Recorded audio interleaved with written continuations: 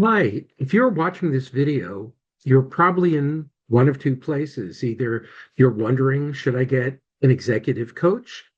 Or maybe you've decided yes, and you're asking, how do I pick the right coach? Well, in today's video, we're going to focus on the first question. Is coaching right for me? Because coaching isn't right for everyone or every situation. I'm Ken Jacobs. PCC, ELIMP, and a few other initials after my name. That means I'm a certified coach. I'm also the host of Taking the Lead. I'm also the chief coach, the only coach at Jacobs Consulting and Executive Coaching. And I've been coaching for 18 years. So let's figure out if this is your moment. Before we dig in, let me clarify something that's really important. There are two distinct decision-making stages. Stage one, should I hire an executive coach? Stage two, which coach do I want to work with? Now, many people jump to stage two, researching coaches, reading testimonial, maybe comparing prices, checking the chemistry, and that's all really important. But don't skip step one, stage one, because you might end up in a coaching relationship that doesn't serve you, or you might conclude that coaching doesn't work when really it is the right fit for you. So for today, let's dig in. Stage one, step one, should I hire an executive coach? You think I would give you an immediate yes, but let's dig a little further. Here are some signals that coaching could be valuable for you. Number one, you're feeling stuck. Not necessarily, I hate my job. You might need a career counselor or even therapy for that, but stuck like, I know what I want to achieve. I just can't seem to break through to that next level, or my people don't seem to be fully engaged. I don't feel they're choosing to follow me. Taking on a new role or responsibility is another situation where executive coaching could be right for you. Maybe you got promoted to lead a team for the first time, or to lead a much bigger team, or you're now promoted and you're coaching your peers or who were your peers before your promotion. You're starting a job at a new company, a bigger company. You're capable, but you're stepping into uncharted territories. That is a really good time to consider coaching. Number three, you're craving more impact.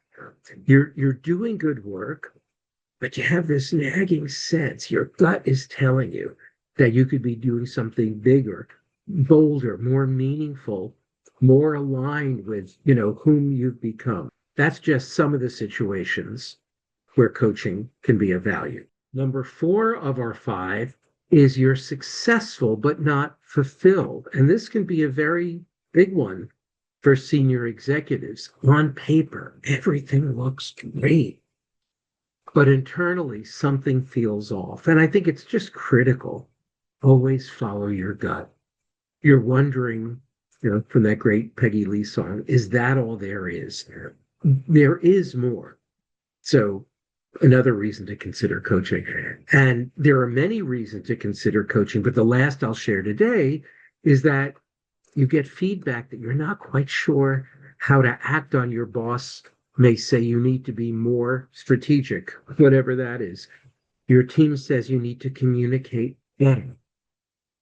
You agree, but you don't really know what they mean or how to make those changes stick. If any of those five resonate, coaching might be worth exploring right now. So, recognition is just the first step. Here are some questions that you may find it helpful to ask yourself. And asking yourself questions, it's very powerful too. Am I really ready for change? And I mean, really, really ready. Not, I wish things were different, but I'm willing to do things differently, ready. Coaching requires you to examine your habits, your assumptions, your mindset, how you think, how you feel, and your comfort zones. would I benefit from an outside perspective? I mean, I think that's almost always the case. Why go it alone? Why not always have a team for support? And that's because sometimes we're too close to our own situations. We're in our own stories, so we can't really see them clearly. If you find yourself having that same conversation over and over, an outside perspective can probably help you get out of that repeating loop. What would success look like 6 months from now? Articulating the future, visualizing the future, very, very powerful, right? So coaching works best when you're moving towards something, not away from something. In exploratories with coaching prospects, a lot of times they tell me what they don't want to be. And I say, I can't coach you into what you don't want to be. What do you want to be? Because we can empower you through coaching to get there. Am I looking for someone to fix me or to develop myself? This is really critical. Coaches don't fix you. And if you find a coach who tells you they can fix you, you run for the hills. We empower you. We help you develop your own solutions. If you want someone to tell you what to do, there's some power in that. Get a mentor, get a consultant, get an advisor. And I'm all those things to different people in my world. But I do believe coaching is the most powerful to drive to the change and success that you want. And finally, is this the right time? Coaching requires time, mental bandwidth. If you're in crisis mode, may not be the best time. If you're dealing with major personal issues, it may or may not be the best time. You may want to stabilize first. You may want to talk to a therapist first. That said, don't reject coaching because I'm really busy now and I'll consider it when I'm less busy. One of the big points of coaching is that we help our clients when they are busy, when they are stressed.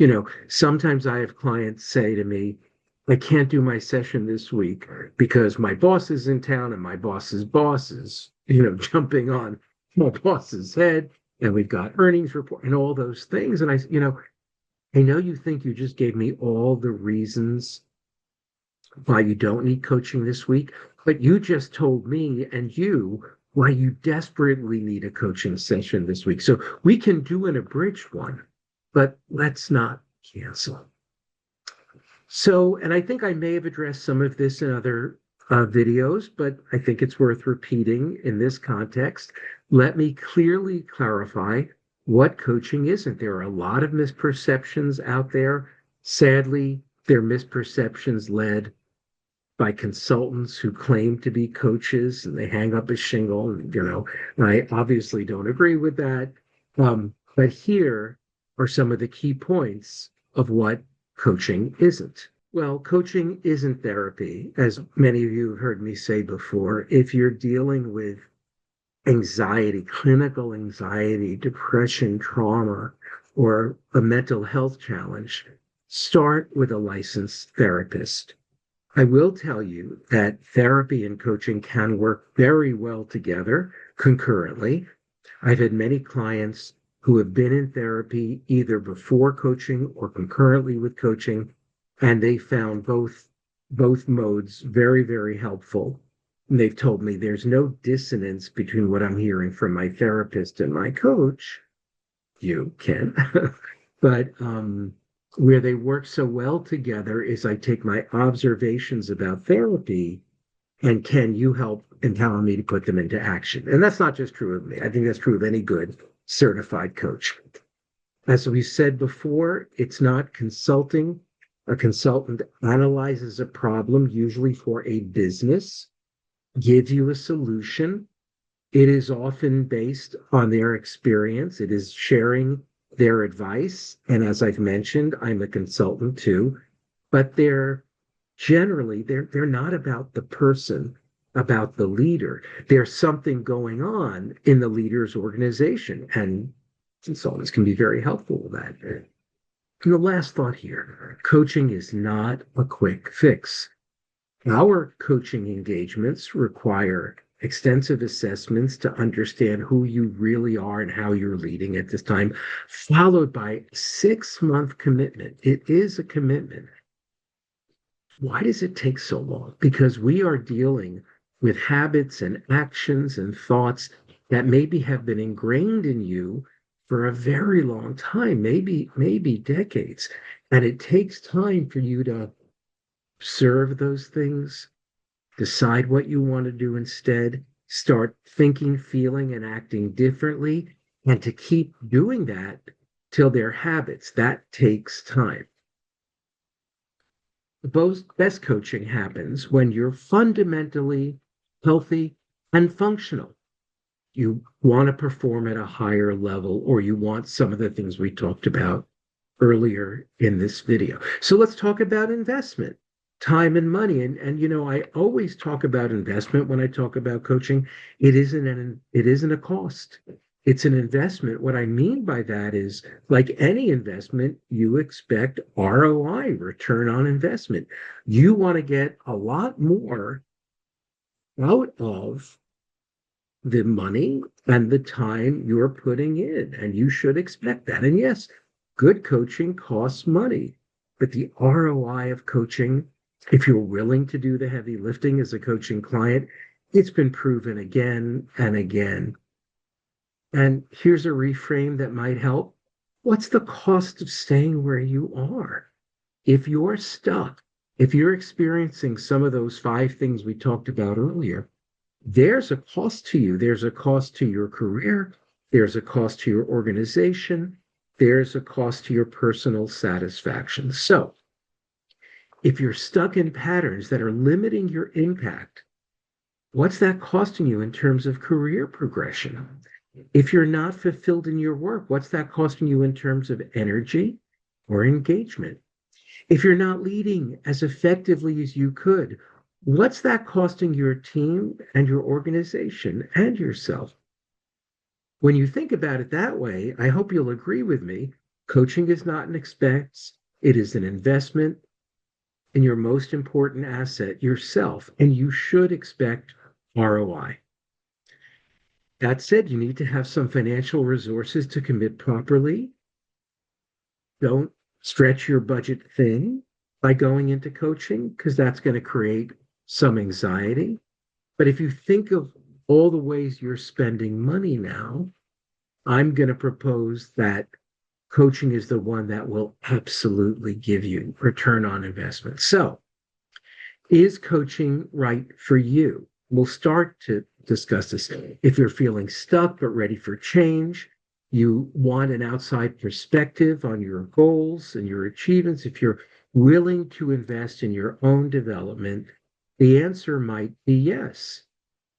If you've decided you would find coaching valuable, and I hope that's the case, the next step is stage 2, finding the right coach for you. And I'll be doing a video on that soon. So please make sure you're subscribed to the Jacobs Consulting and Executive Coaching channel on YouTube, or you subscribe on my website, jacobscomm.com. In the meantime, I hope you're reflecting on some of the things we talked about today. Sit with them, think about them. The clearer you are about what you want from coaching, the better your experience will be. So please leave me a comment in the YouTube channel. Let me know what resonated about this video. If you have any questions, of course. And we always offer a complimentary 45-minute exploratory session to discuss what's going on for you as a leader, your successes, where you feel you could do better. Just reach out to me at ken@jacobscomm.com, or on my LinkedIn page. There are a lot of Ken Jacobs on LinkedIn, but if you look for Ken Jacobs with PCC and ELIMP after that, then you'll know it's me. I thank you for taking the time to watch this video. And as we always say, until next time, keep on taking the lead.